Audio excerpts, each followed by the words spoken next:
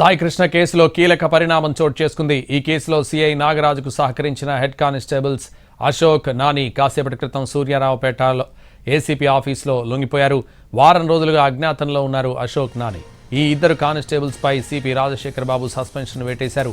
వీరిద్దరూ లొంగిపోవడంతో ఈ కేసు వేగంగా కొలిక్కొచ్చే అవకాశం ఉన్నట్టు తెలుస్తోంది.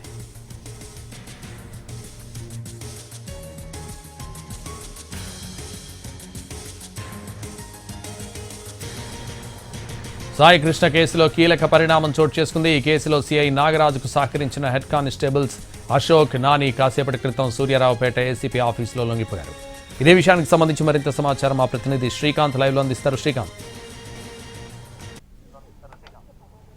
సాయి కృష్ణ కస్టోడియల్ డెత్ కేసుకు సంబంధించి ఇవాళ మరొక కీలక పరిణామం చోటు చేసుకుంది. ఈ కేసుకు సంబంధించి నిందితుడిగా ఉండి అరెస్ట్ అయినటువంటి సిఐ నాగరాజుకి ఈ కేసులో సహకరించినటువంటి ఎవరైతే ఆయన అశోక్, అదేవిధంగా మరొక కానిస్టేబుల్ నాని ఇద్దరు కూడా కొద్దిసేపటి క్రితమే ప్రస్తుతం మనం చూస్తున్నటువంటి విజయవాడ సూర్యారావుపేట పోలీస్ స్టేషన్లో ఉన్నటువంటి సౌత్ ఏసీపీ మానస దగ్గరకు వచ్చి లొంగిపోయారు. ఇద్దరు నిందితులు కూడా ఘటన జరిగిన అంటే నాగరాజు అరెస్ట్ అయిన తర్వాత నుంచి కూడా వారం రోజుల నుంచి కూడా అజ్ఞాతంలో ఉన్నారు. విధులకి గైర్హాజరుకు సంబంధించి సిపి రాజశేఖర్ బాబు వీళ్ళిద్దరినీ కూడా సస్పెండ్ చేశారు. సిట్ చేసినటువంటి ప్రాథమిక విచారణ అంటే కృష్ణలంక పోలీస్ స్టేషన్లో అందరూ సిబ్బంది నుంచి స్టేట్మెంట్స్ రికార్డ్ చేసిన సమయంలో కూడా మొత్తం సీఐ నాగరాజుకి ఈ ఘటనకు సంబంధించి సహకరించిన వారిలో అతని స్నేహితుడు సురేష్తో పాటు హెడ్ కానిస్టేబుల్స్గా ఉన్నటువంటి అశోక్, అదేవిధంగా నాని వీళ్ళిద్దరూ కూడా పూర్తిగా సహకరించారు. మృతదేహం మాయం చేయడంలో కూడా వీళ్ళు కీలకంగా వ్యవహరించారనే విషయాన్ని కూడా సిట్ తన రిమాండ్ రిపోర్ట్లో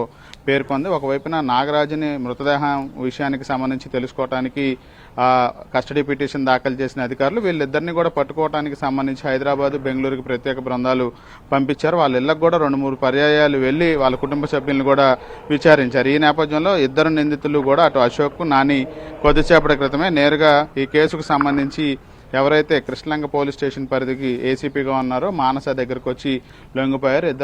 ఇద్దరిని కొద్దిసేపు విచారించినటువంటి ఏసీపీ ఇద్దరిని ప్రస్తుతం సిట్ కార్యాలయానికి తరలించారు. దీంతో ఈ ఇద్దరిని కూడా సిట్ అధికారులు విచారించబోతా ఉన్నారు. ఇద్దరిని నిందితులుగా కూడా చేరుస్తూ ఇప్పటికే మెమో కూడా దాఖలు చేసిన నేపథ్యంలో సాయి కృష్ణ మృతదేహం ఏమైంది, అక్కడ కస్టోడియల్ డెత్ తర్వాత ఏం చేశారనే అంశం ఇప్పటికీ క్లారిటీ రాలేదు. కస్టడీకి తీసుకున్నాక నాగరాజు ఆ వివరాలు వెల్లడిస్తారని భావిస్తున్న అధికారులు ఆ పిటిషన్ పెండింగ్లో ఉండగానే దానికి సహకరించినటువంటి కానిస్టేబుల్స్ అశోక్, నాని ఇద్దరు కూడా లొంగిపోవడంతో వాళ్ళిద్దరిని సిట్ అధికారులు ప్రస్తుతం విచారించబోతా ఉన్నారు. వాళ్ళిద్దరి నుంచి కూడా కొన్ని కీలక విషయాలు వెలుగులోకి వచ్చే అవకాశాలు ఉన్నట్టుగా సిట్ అధికారులు భావిస్తా ఉన్నారు. నాగరాజుతో పాటు ఈ కేసులో ఈ ఇద్దరు కూడా కీలకంగా వ్యవహరించి మృతదేహం మాయం చేయడంలో కీలకంగా పాత్ర పోషించిన నేపథ్యంలో ప్రస్తుతం వీళ్ళిద్దరూ లొంగిపోవడం ఈ కేసులో కీలక పరిణామంగా చెప్పొచ్చు. ఇద్దరిని అధికారులు విచారించబోతున్నారు. ఇప్పటికే తీసుకెళ్లి సిట్ అధికారులు ఎదుట ఏసీపీ కూడా హాజరుపరిచిన నేపథ్యంలో ఇదే కేసులో టాస్క్ ఫోర్స్ పోలీసులు Muralikrishna, Krishnalanka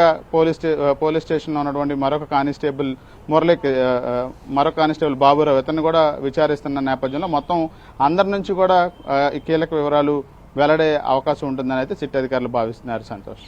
right, thank you Srikanth.